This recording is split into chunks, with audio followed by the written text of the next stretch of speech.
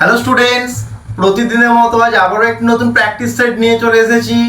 আজকের এই প্র্যাকটিস সেটে বাছাই করা গুরুত্বপূর্ণ কিছু জিকে প্রশ্ন রয়েছে, যেগুলি আপকামিং সমস্ত কম্পিটিটিভ এক্সামের জন্য হেল্পফুল হবে। শুরু করছি আজকের প্র্যাকটিস সেটের প্রথম প্রশ্ন। প্রথম কমনওয়েলথ গেম কত সালে অনুষ্ঠিত হয়? প্রথম কমনওয়েলথ গেম কত সালে অনুষ্ঠিত হয়? অপশন বলছে 1914 সালে, নাকি 1915 সালে, নাকি 1930 সালে, নাকি 1951 সালে। কি হবে? 1930 সালে। 1930 সালে কিন্তু সর্বপ্রথম কমনওয়েলথ গেম হয়েছিল। আচ্ছা, কোথায় হয়েছিল? কানাডার হ্যামিল্টনে কিন্তু প্রথম কমনওয়েলথ গেম হয়েছিল। আচ্ছা, এই কমনওয়েলথ গেমের আগের নাম ছিল কি? British empire game. British empire game ছিল এই কমনওয়েলথ গেমসের পূর্ব নাম। আচ্ছা, যদি বলা হয় এখনো পর্যন্ত সব থেকে বেশি বার কোন দেশ এই কমনওয়েলথ গেমসের আয়োজন করেছে? কি হবে? অস্ট্রেলিয়া। অস্ট্রেলিয়া হচ্ছে এখনো পর্যন্ত সব থেকে বেশি বার এই কমনওয়েলথ গেমসের আয়োজন করেছে। কবার? 5 বার। আর যদি বলা হয় এখনো পর্যন্ত ভারতে কতবার কমনওয়েলথ গেমসের আয়োজন করা হয়েছে? একবার। কত সালে? 2010 সালে কিন্তু ভারতের নিউ দিল্লিতে সর্বপ্রথম কমনওয়েলথ গেমসের আয়োজন করেছিল। আচ্ছা, যদি বলা হয় লাস্ট কমনওয়েলথ গেম কত সালে হয়েছে? 2022 সালে। কোথায় হয়েছিল? তোমার ইংল্যান্ডের বার্মিংহামে কিন্তু লাস্ট কমনওয়েলথ হয়েছে 2022 সালে। এবং কততম এডিশন ছিল? 22তম এডিশন ছিল। আচ্ছা, 2022 এর কমনওয়েলথ গেমস থেকে অনেক প্রশ্ন আসে, যেহেতু অনেকটা টাইম এগিয়ে গেছে। কোথায় 2022, এখন 2025, তাই ওখান থেকে শুধুমাত্র 2-4টে প্রশ্ন আমরা করব। যে ওখানে যে মেডেলের তালিকা ছিল, এই মেডেলের তালিকায় ভারত কত নাম্বার র্যাঙ্কে ছিল? 4 নাম্বার র্যাঙ্কে ছিল। আর ভারত কিন্তু 61টা টোটাল মেডেল পেয়েছিল। তার মধ্যে গোল্ড মেডেল ছিল 22টা, 16টা ছিল সিলভার মেডেল, আর 23টা কিন্তু ব্রোঞ্জ মেডেল। ওভারঅল 61টা গোল্ড মেডেল পেয়েছিল। হলো? আচ্ছা, এই কমনওয়েলথ ওভারঅল 61টা মেডেল পেয়েছিল। আচ্ছা, কমনওয়েলথ গেম প্রতি 4 বছর ছাড়া ছাড়া অনুষ্ঠিত হয়। হলো সব? আচ্ছা, তাহলে বলে দিই, 2022-এ হলো, এবার হবে 4 বছর ছাড়া হলো 2023-এ হবে, 2026-এ হবে। এটা কততম এডিশন? 23তম এডিশন। কারণ 2022-এরটা 22তম এডিশন ছিল, এটা 23তম সংস্করণ। আচ্ছা, কোথায় হবে? না, স্কটল্যান্ডের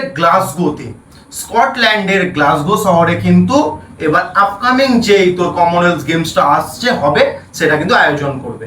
আচ্ছা, ভারতের গ্লাসগো কাকে বলা হয়? হাওড়াকে কিন্তু ভারতের গ্লাসগো বলা হয়ে থাকে। আচ্ছা, নেক্সট প্রশ্ন।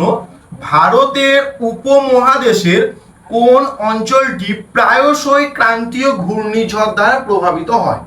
ভারতীয় উপমহাদেশের কোন উপকূল অঞ্চলটি প্রায়শই যে ক্রান্তীয় ঘূর্ণিঝড় প্রতি বছর একটা দুটো করে আসে না, কোন উপকূল অঞ্চলটা সব থেকে বেশি ক্ষতিগ্রস্ত হয় বা প্রভাবিত এলাকা? অপশন বলছে গুজরাট উপকূল, নাকি করমণ্ডল উপকূল, নাকি কোঙ্কণ উপকূল, নাকি মালবার উপকূল। কি হবে? করমণ্ডল উপকূল। অর্থাৎ করমণ্ডল উপকূল এবং তার ওপরেই রয়েছে উত্তর সরকার উপকূল। এই উত্তর সরকার উপকূল এবং করমণ্ডল উপকূল, এই দুইটি উপকূল কিন্তু সবথেকে বেশি এফেক্টেড হয় এই ট্রপিক্যাল সাইক্লোন বা বঙ্গোপসাগরে যে সাইক্লোনগুলো উৎপত্তি হয় তার দ্বারা কিন্তু হয়ে থাকে। ঠিক আছে? আচ্ছা, তাহলে প্রথম অপশন বলছে গুজরাট উপকূল। গুজরাট উপকূল কিন্তু আরব সাগরের উপকূল, তাহলে এখানে কিন্তু সেরকম ভাবে প্রভাব বিস্তার করে না। আর কি আছে? তোর কোঙ্কনটাও কিন্তু আরব সাগরের উপকূল, আর মালবারটাও কিন্তু আরব সাগরের উপকূল।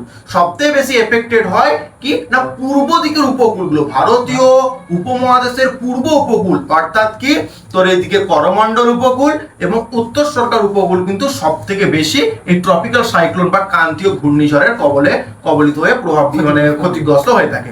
আচ্ছা, বিভিন্ন সালে বিভিন্ন যে ট্রপিক্যাল সাইক্লোন বা ক্রান্তীয় ঘূর্ণিঝড়গুলো এসেছে, সেগুলো আমরা একটু রিক্যাপ করে নিই। আচ্ছা বল 2009 সালে যে ঘূর্ণিঝড়টা এসেছিল তার নাম কি? আইলা। 2009 এ আইলা এসেছিল। নামকরণ কোন দেশ করেছিল? মালদ্বীপ। আইলা ঝড়টার নামকরণ করেছিল মালদ্বীপ আর 2009 সালে হয়েছিল। অনেক কিন্তু ক্রান্তীয় ঘূর্ণিঝড় আছে, আমরা সবগুলো করবো না। যেগুলো স্পেসিফিক খুব গুরুত্বপূর্ণ অর্থাৎ পশ্চিমবঙ্গের ওপর সবচেয়ে বেশি প্রভাব বিস্তার করেছিল সেগুলোই কিন্তু আমাদের ওয়েস্ট বেঙ্গলের বোর্ডের যেগুলো এক্সামগুলো আছে সেগুলো সবথেকে বেশি গুরুত্বপূর্ণ হয়। তাহলে আমরা ওয়েস্ট বেঙ্গলের ওপর যেগুলো বেশি প্রভাব বিস্তার করেছে সেগুলো কিন্তু আমরা আলোচনা করব। তাহলে আইলাটা কত? 2009 সালে নামকরণ করেছিল আইলার কে? মালদ্বীপ। আচ্ছা একবারে চলে আসবো 2014 হয়েছিল হুদহুদ। কোন দেশ নামকরণ করেছিল? ওমান। 2014 হুদহুদ ঘূর্ণিঝড় হয়েছিল, নামকরণ করেছিল ওমান। একবারে চলে আসবো 2019 করেছিল যে ফণি এসেছিল, ফণি 2019 কোন দেশ নামকরণ করেছিল? বাংলাদেশ। আর বাংলাদেশ আর পাকিস্তান জানি একটু ভাই একটা তার একটা সম্পর্ক রয়েছে। তাহলে 2019 আরেকটা ঝড় এসেছিল বুলবুল। 2019 বুলবুল এসেছিল যেটা নামকরণ করেছিল পাকিস্তান। 2009 সালে দুটো ঘূর্ণিঝড়, একটা বুলবুল যেটা করেছিল তোমার পাকিস্তান নাম, আর একটা হচ্ছে ফণি যেটা হচ্ছে বাংলাদেশ নাম করেছিল। আর তোরা যেটা সেই থেকে বলছিস আমপান, আমপানটা এসেছিল 2020-তে। 2020-তে এসেছিল আমপান যেটা নামকরণ করেছিল থাইল্যান্ড। আর 2021-এ এসেছিল ইয়াস বা জস যেটা নামকরণ করেছিল ওমান।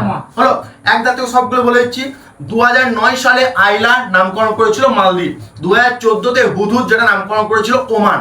2019-এ দুটো এসেছিল, একটা ফণি যেটা নামকরণ করেছিল বাংলাদেশ আর একটা বুলবুল যেটা নামকরণ করেছিল পাকিস্তান। 2020-তে হয়েছে তোমার আমপান যেটা নামকরণ করেছে থাইল্যান্ড। আর 2021-এ হচ্ছে ইয়াস বা জস যেটা নামকরণ করেছিল ওমান।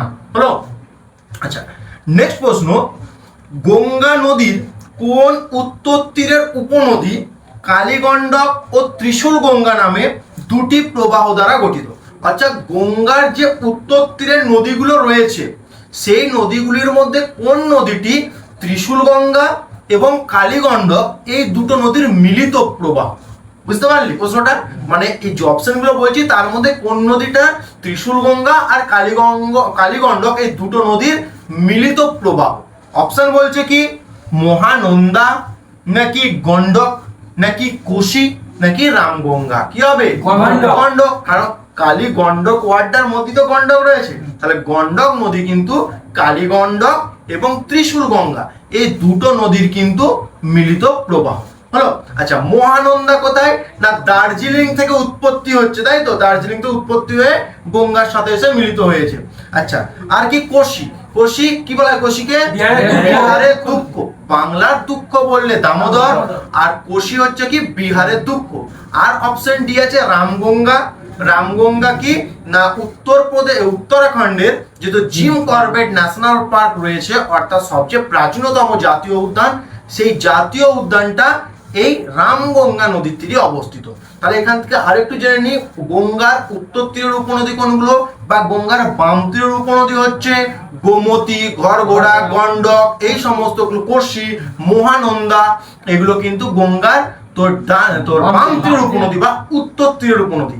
আর ডান তীরে বললে যমুনা এবং সোন উপনদী কিন্তু ডান তীরের মধ্যে সব থেকে বৃহত্তম অর্থাৎ লার্জেস্ট এবং লংগেস্ট রিভার কিন্তু তোর যমুনা। সোন কোথায়? যমুনা। বাম তীরে কি কি আছে? গোমতী, ঘরঘোড়া, তারপরে হচ্ছে তোর গণ্ডক, কোশি, মহানন্দা, এগুলো হচ্ছে তোর বাম তীরের বা উত্তর তীরে। আর ডান তীরের কি আছে বা দক্ষিণ তীরে আছে দুটো, যমুনা আর সোন।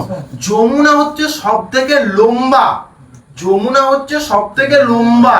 তাই যদি বলা হয় গঙ্গার সবচেয়ে দীর্ঘতম ডান তীরের উপনদী এটা যমুনা হবে। আর সোন কি? সোন একমাত্র নদী যেটা দক্ষিণ থেকে উত্তর দিকে প্রবাহিত হয়েছে। ম্যাক্সিমাম সমস্ত নদী উত্তর থেকে দক্ষিণে প্রবাহিত হয়েছে, সোন একমাত্র নদী যেটা দক্ষিণ থেকে উত্তর দিকে প্রবাহিত হয়েছে। বুঝতে পারলি? যদি প্রশ্ন পরীক্ষায় আসে যে কোন উপনদীটি দক্ষিণ থেকে উত্তর দিকে প্রবাহিত হয়ে গঙ্গার সাথে মিলিত হয়েছে, তখন হবে সোন নদী। আর যদি বলা হয় গঙ্গার দীর্ঘতম ও বৃহত্তম উপনদী কোনটি, তখন হয়ে যাবে যমুনা। হলো আচ্ছা নেক্সট প্রশ্ন, নিম্নের কোন ব্যবস্থাটিকে ভারতে ইংরেজি সাহিত্যের ম্যাগনা কার্টা বলা হয়?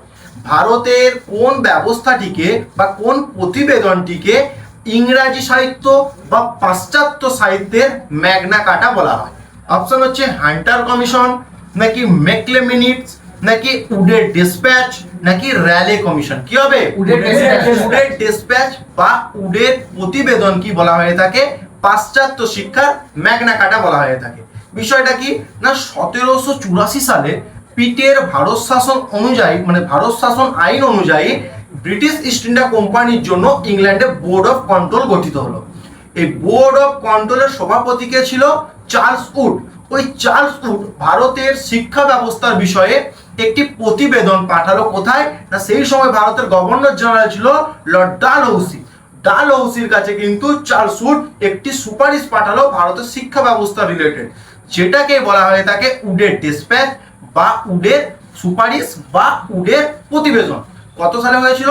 1854 সালে কি উডের ডিসপ্যাচ হলো। সেখানে কি না, এই 1854 উডের ডিসপ্যাচের সুপারিশ অনুযায়ী কিন্তু 1857 সালে কলকাতা, বোম্বাই এবং চেন্নাই বা মাদ্রাস এখানে কিন্তু বিশ্ববিদ্যালয় স্থাপন করা হয়েছিল।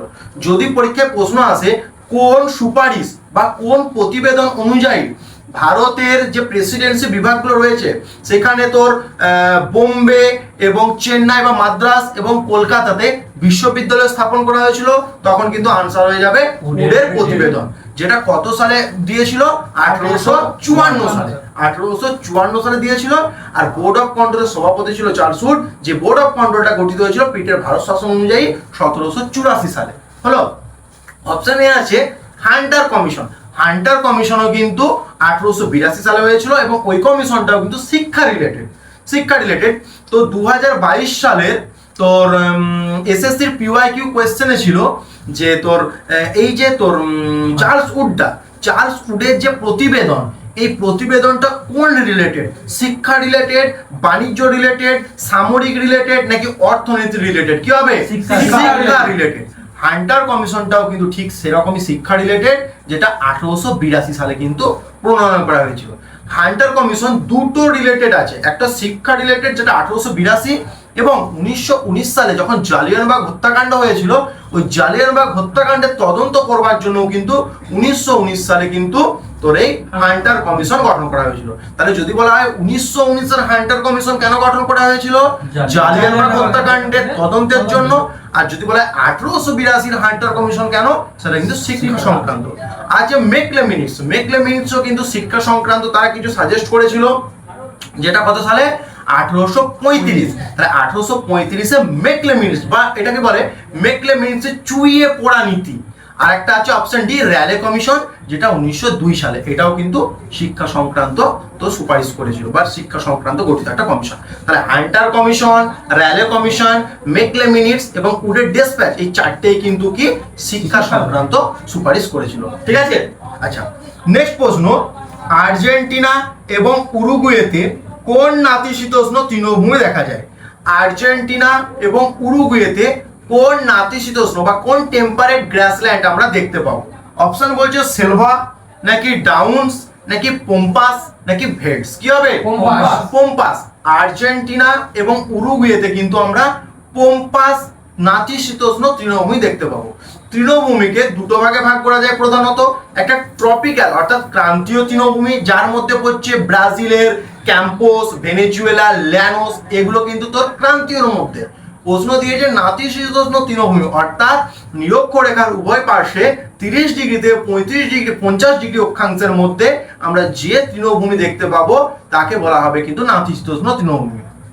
সেরকমই তোর ওই আর্জেন্টিনা এবং উরুগুয়ের ওই দেশগুলোতে 30 থেকে 35 ডিগ্রি অক্ষাংশের মধ্যে যে তৃণভূমিটা দেখতে পাবো সেটাকে বলা হবে পম্পাস হলো। আচ্ছা, অপশন এ বলেছে কি সেলভা কোথায় দেখা যায়? অ্যাকচুয়ালি ব্রাজিলে কি যে চিরহরিত ক্রান্তীয় বৃষ্টি অরণ্য যে উদ্ভিদ বা বনভূমি রয়েছে, যেটাকে বলা হয় থাকে চিরসবুজ, যেটাকে পৃথিবীর ফুসফুস বলা হয়, ওটাকেই বলা হয় সেলভা। তাহলে সেলভা অ্যাকচুয়ালি কোথাকার? ব্রাজিলে। ঠিক আছে। ওটা কিন্তু তোর মানে তোর ওটা নিরক্ষীয়র মধ্যে পড়ে, এটা তোর ইয়ের মধ্যে নয়, নাতিশীতোষ্ণের মধ্যে পড়ে না। আচ্ছা, অপশন বি ছিল ডাউনস। ডাউনস কিন্তু একটি নাতিশীতোষ্ণ তৃণভূমির মধ্যে পড়বে এবং যেটা দেখতে পাবো অস্ট্রেলিয়ায় দেখতে পাবো। আচ্ছা, আর ভেলস, ভেলস কোথায় না দক্ষিণ আফ্রিকায় দেখতে পাবো। দক্ষিণ আফ্রিকায় যে নাতিশীতোষ্ণ তৃণভূমি দেখতে পাবো তাকে বলবো ভেলস বলবো। আচ্ছা, স্টেপস কাকে বলবো না ইউরোপ এবং এশিয়াতে যে নাতিশীতোষ্ণ তৃণভূমি দেখতে পাবো তাকে স্টেপস বলবো। আর হচ্ছে পেইরি, উত্তর আমেরিকায় যে নাতিশীতোষ্ণ তৃণভূমি দেখা যায় তাকে পেইরি বলা হবে।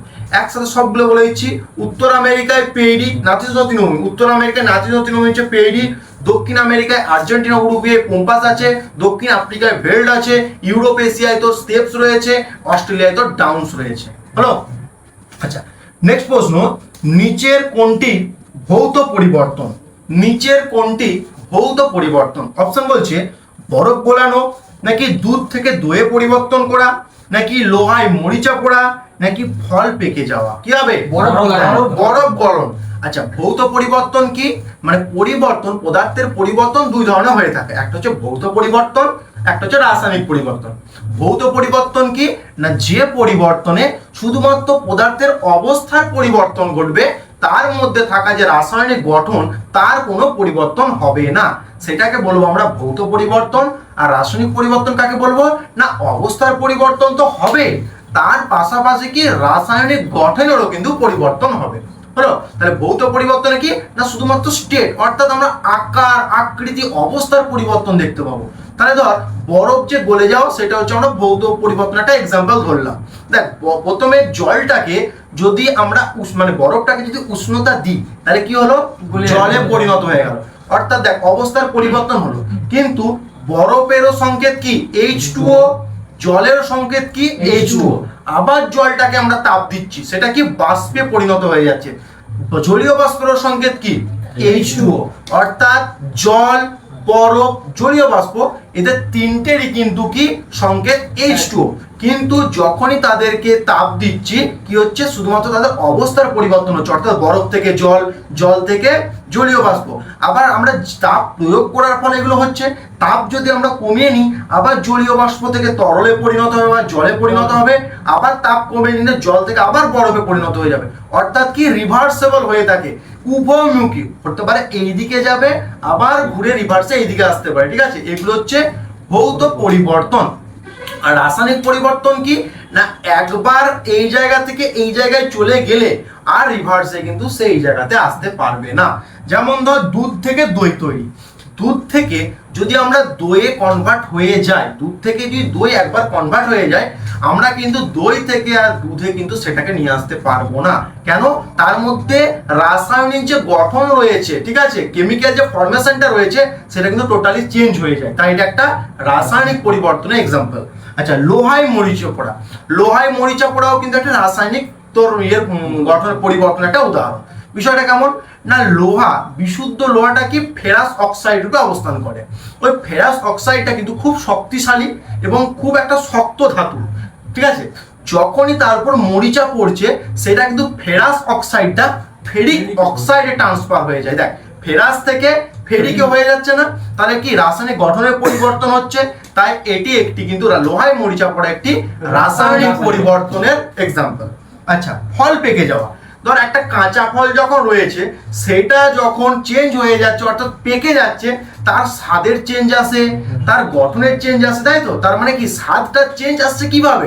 নিশ্চয়ই তার মধ্যে রাসায়নিক যে গঠনটা রয়েছে তার মধ্যে কোনো চেঞ্জ আছে, তাই তো টেস্টের চেঞ্জ আসছে। তাহলে ওই ফল পেকে যাওয়াটাও কিন্তু একটা রাসায়নিক পরিবর্তনের এক্সাম্পল। বুঝতে পারলি? আচ্ছা, একটা প্রশ্ন বল, জল জমে বরফে পরিণত হচ্ছে, আবার বরফটা গলে জলে পরিণত হচ্ছে। যদি আইস মেল্ট হয় অর্থাৎ বরফটা যদি গলে যায় তাহলে তার আয়তনের কিরূপ চেঞ্জেস আছে, অর্থাৎ আয়তন বাড়ে নাকি আয়তন কমে? কি হবে? আয়তন কমে। অর্থাৎ মাথায় রাখবো জল যখন বরফে পরিণত হবে তার আয়তন বৃদ্ধি পাবে, আর বরফ যখন জলে পরিণত হবে তার আয়তন ডিক্রিজ হয়ে যায় অর্থাৎ কমে যায়। আচ্ছা, ঠিক একইভাবে লোহার ওপর মরিচা পড়লে তার ওজন বাড়ে না কমে? বাড়ে। লোহার ওজন কিন্তু বেড়ে যাবে। হলো। আচ্ছা, নেক্সট প্রশ্ন, কলা সংক্রান্ত অধ্যয়নকে কি নামে পরিচিত?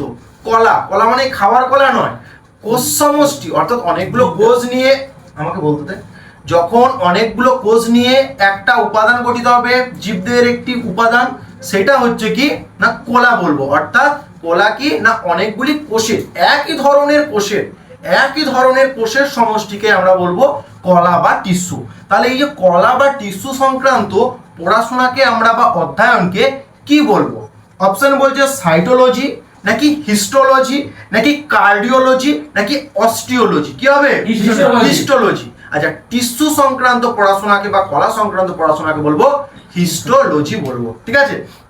আচ্ছা, সাইটোলজি কি না কোষ সংক্রান্ত পড়াশোনাকে আমরা সাইটোলজি বলবো। আচ্ছা, ফাদার অফ সাইটোলজি অর্থাৎ কোষ সংক্রান্ত পড়াশোনা বা এই কোষ তত্ত্ব বা কোষের বিদ্যা জনক কাকে বলবো? রবার্ট হুককে বলা হবে ফাদার অফ সাইটোলজি। আচ্ছা, যদি বলা হয় ভারতে এই সাইটোলজির জনক কাকে বলবো? A.K. শর্মা, অরুণ কুমার শর্মাকে বলবো ভারতের কিন্তু সাইটোলজির জনক। তাহলে সাইটোলজির জনক রবার্ট হুক, আর যদি বলা হয় ভারতে A.K. শর্মা বা অরুণ কুমার শর্মা হলো। আচ্ছা, কার্ডিওলজি কি? কার্ড মানে কি? হৃৎপিণ্ড। তাহলে হৃৎপিণ্ড সংক্রান্ত পড়াশোনাকে বলা হবে কার্ডিওলজি। আর অপশন ডি আছে অস্টিওলজি। অস্টিও মানে কি? হাড় সংক্রান্ত। অস্টিও ম্যালেশিয়া বলে না, হাড়ের সমস্যা। তাহলে অস্টিওলজি হচ্ছে তোর অস্থি বা বোন সংক্রান্ত পড়াশোনাকে বলা হবে অস্টিওলজি। ঠিক আছে। আচ্ছা, নেক্সট প্রশ্ন, সিন্ধি ভাষা ভারতীয় সংবিধানে কত সালে যুক্ত হয়? সিন্ধি একটা ভাষা, সেটা ভারতীয় সংবিধানে কত সালে যুক্ত হয়? অপশন বলছে 1967 সাল, নাকি 1976 সাল, নাকি 1992 সাল, নাকি 2003 সাল। কি হবে? 1967 সালে কিন্তু সিন্ধি ভাষাটা ভারতীয় সংবিধানে যুক্ত হয়েছে।